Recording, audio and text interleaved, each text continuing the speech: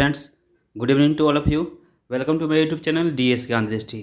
आज का जो मेरा वीडियो है वो आधारित है बिहार SSC जो इंटर लेवल का है, इसके लिए GK GS स्पेशल वीडियो है हमारा। तो इस वीडियो में हम लोग जानेंगे कुछ महत्वपूर्ण ऑब्जेक्टिव क्वेश्चन और उसके आंसर। तो इस वीडियो को स्टार्ट करते हैं। इस वीडियो को अंत तक देखें क्योंकि काफ़ी इंपॉर्टेंट वीडियो है, और साथ ही वीडियो को लाइक और शेयर करना न भूलें। तो पहला प्रश्न है कि झीलों की नगरी किस शहर को कहा जाता है? झीलों की नगरी किस शहर को कहा जाता है? ऑप्शन से ए मुंबई को, ऑप्शन बी दिल्ली को, ऑप्शन सी उदयपुर को, और ऑप्शन डी बेंगलोर को।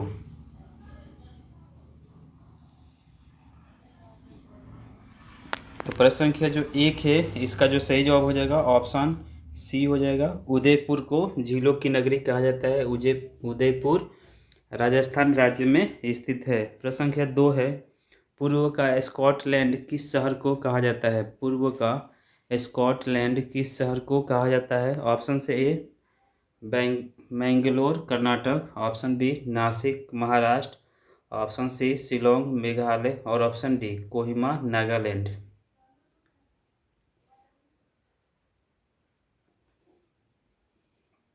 तो क्वेश्चन नंबर जो दो है सेकंड है, इसका जो सही जवाब हो जाएगा ऑप्शन सी हो जाएगा। शिलोंग को पूर्व का स्कॉटलैंड कहा जाता है। शिलोंग मेघालय की राजधानी है।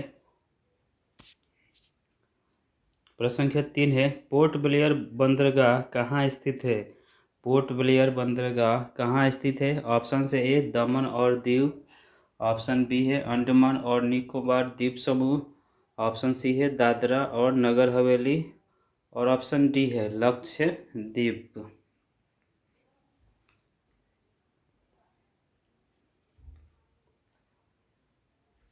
तो प्रश्न संख्या जो तीन है कि पोर्ट ब्लेयर बंदरगाह कहाँ स्थित है, तो इसका जो सही जवाब हो जाएगा ऑप्शन बी हो जाएगा। अंडमान और निकोबार द्वीप समूह में स्थित है पोर्ट ब्लेयर बंदरगाह। प्रश्न संख्या चार है कि भारत की पूर्व से पश्चिम तक की दूरी कितनी है?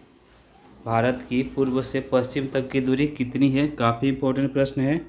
ऑप्शन से A 3214 kilometre, option B 2933 kilometre, option C 3214 kilometre, और ऑप्शन डी 2333 किलोमीटर।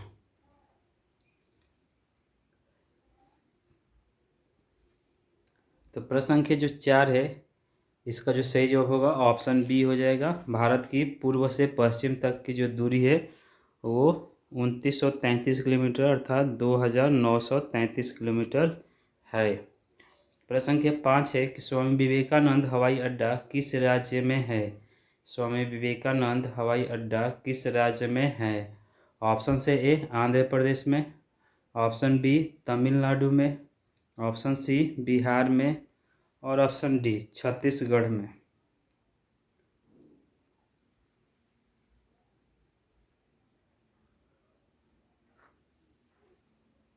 तो प्रश्न संख्या जो पाँच है इसका जो सही जवाब हो जाएगा कि स्वामी विवेकानंद हवाई अड्डा किस राज्य में स्थित है, तो इसका जो सही जवाब होगा ऑप्शन डी हो जाएगा। स्वामी विवेकानंद हवाई अड्डा छत्तीसगढ़ राज्य में स्थित है, जिसकी राजधानी रायपुर है। प्रश्न संख्या छः है, अहमदाबाद शहर किस नदी के तट पर स्थित है? अहमदाबाद शहर किस नदी के तट पर स्थित है? ऑप्शन से ए गंगा नदी, ऑप्शन बी साबरमती नदी, ऑप्शन सी गोदावरी नदी, और ऑप्शन डी यमुना नदी।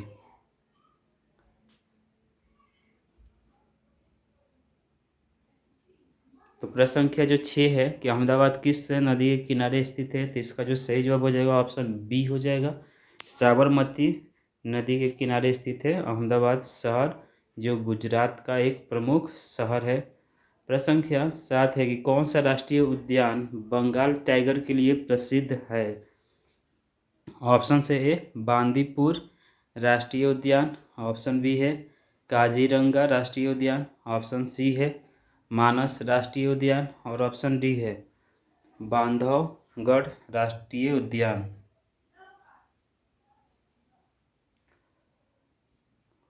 तो प्रश्न संख्या जो सात है कि कौन सा राष्ट्रीय उद्यान बंगाल टाइगर के लिए प्रसिद्ध है? तो इसका जो सही जवाब हो जाएगा ऑप्शन डी हो जाएगा, बांधवगढ़ राष्ट्रीय उद्यान।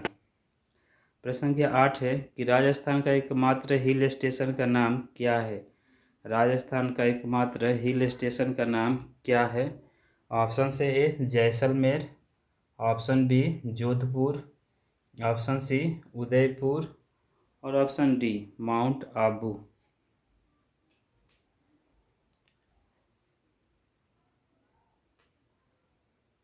प्रश्न संख्या 8 का जो सही जवाब हो जाएगा ऑप्शन डी हो जाएगा, राजस्थान का एकमात्र हिल स्टेशन का नाम माउंट आबू है।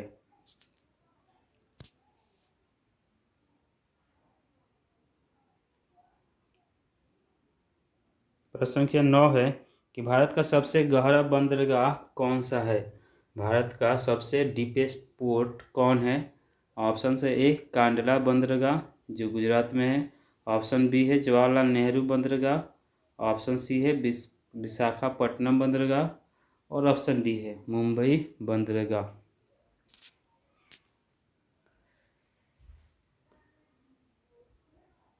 तो प्रश्न संख्या 9 का जो सही जवाब हो जाएगा ऑप्शन सी हो जाएगा, विशाखापट्टनम बंदरगाह भारत का सबसे गहरा बंदरगाह है।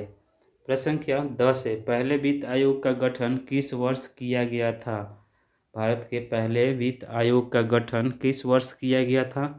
ऑप्शन से ए 1947 में, ऑप्शन बी 1948 में, ऑप्शन सी 1951 में और ऑप्शन डी 1950 में।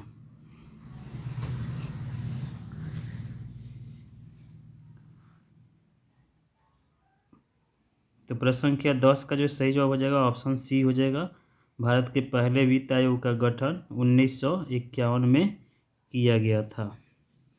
प्रश्न संख्या 11 है, इम्पोर्टेंट प्रश्न है कि भारतीय रेल इंडियन रेलवे का राष्ट्रीयकरण किस वर्ष किया गया था? ऑप्शन से ए 1947 में, ऑप्शन बी 1948 में, ऑप्शन सी 1951 में और ऑप्शन डी 1950 में।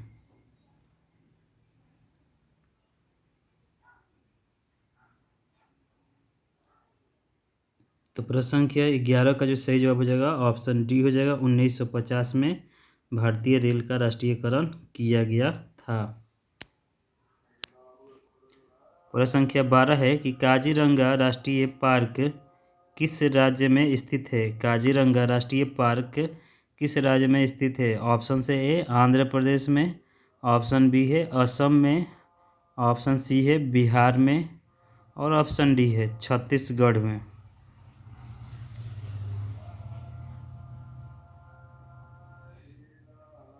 तो प्रश्न संख्या जो 12 है कि काजीरंगा राष्ट्रीय पार्क किस राज्य में स्थित है, तो इस प्रश्न का जो सही जवाब हो जाएगा ऑप्शन बी हो जाएगा, काजीरंगा राष्ट्रीय पार्क असम राज्य में स्थित है। प्रश्न संख्या 13 है कि लोकसभा और राज्यसभा की संयुक्त बैठक किसके द्वारा बुलाई जाती है?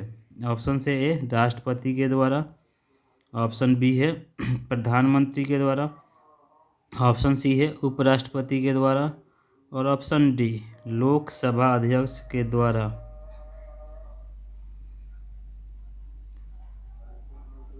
तो प्रश्न संख्या जो 13 है कि लोकसभा और राज्यसभा की संयुक्त बैठक किसके द्वारा बुलाई जाती है, तो इसका जो सही जवाब हो जाएगा वो होगा ऑप्शन ए, राष्ट्रपति के द्वारा लोकसभा और राज्यसभा की संयुक्त बैठक बुलाई जा सकती है। प्रश्न संख्या 14 है कि राष्ट्रपति बनने के लिए न्यूनतम आयु एज कितनी होनी चाहिए?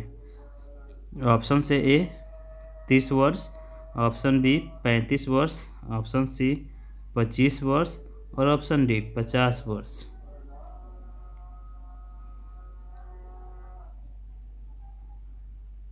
तो प्रश्न संख्या जो 14 है कि राष्ट्रपति बनने के लिए न्यूनतम आयु कितनी होनी चाहिए, तो इस प्रश्न का जो सही जवाब होगा ऑप्शन बी हो जाएगा, राष्ट्रपति बनने के लिए 35 वर्ष की न्यूनतम आयु होनी चाहिए, साथ ही वो भारत का नागरिक हो, ये सब कुछ योग्यताएं होती है।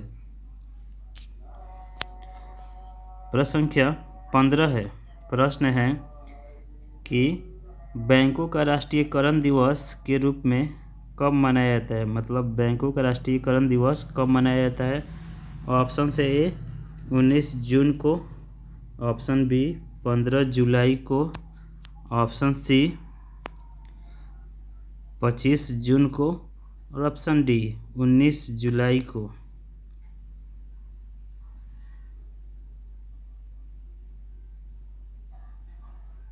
तो प्रश्न संख्या जो 15 है, इसका जो सही जवाब होगा कि बैंकों का राष्ट्रीयकरण दिवस कब मनाया जाता है, तो इसका जो सही जवाब हो जाएगा ऑप्शन डी हो जाएगा 19 जुलाई को। और 19 जुलाई 1969 में भारत में बैंकों का राष्ट्रीयकरण हुआ और उस समय जो प्रधानमंत्री थी वो श्रीमती इंदिरा गांधी थी और उनके द्वारा भारत में बैंकों का राष्ट्रीयकरण किया गया। तो फ्रेंड्स, ये था हमारा आज का वीडियो जो काफ़ी इम्पोर्टेंट है बिहार एसएससी के परीक्षार्थियों के लिए जो 2023-24 में आयोजित बिहार एसएससी की इंटर लेवल की परीक्षा में शामिल होंगे, उनके लिए काफ़ी इम्पोर्टेंट वीडियो है। तो इस वीडियो को आप अंत तक देखें, वीडियो को लाइक कीजिए, शेयर कीजिए और चैनल अभी तक आप सब्सक्राइब नहीं किए तो प्लीज़ चैनल को सब्सक्राइब कर ले। तो thank you for listening and watching.